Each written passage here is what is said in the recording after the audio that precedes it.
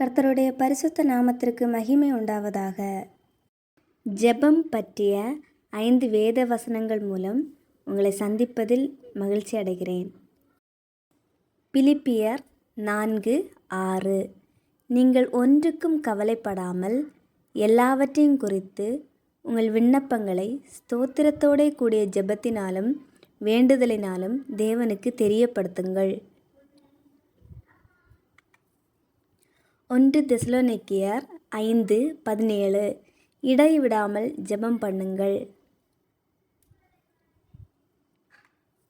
மத்தேயு 6:6. நீயோ ஜெபம் பண்ணும்போது உன் அறை வீட்டிற்குள் பிரவேசித்து உன் கதவை பூட்டி அந்தரங்கத்தில் இருக்கிற உன் பிதாவை நோக்கி ஜெபம் பண்ணு. அப்பொழுது அந்தரங்கத்தில் பார்க்கிற உன் பிதா வெளியரங்கமாய் உனக்கு பலனளிப்பார். யாக்கோபு 5:15.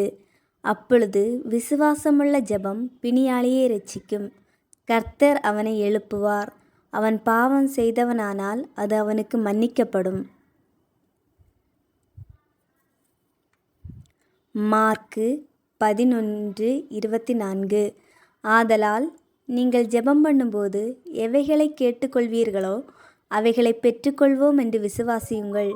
அப்பொழுது அவைகள் உங்களுக்கு உண்டாகும் என்று சொல்லுகிறேன்.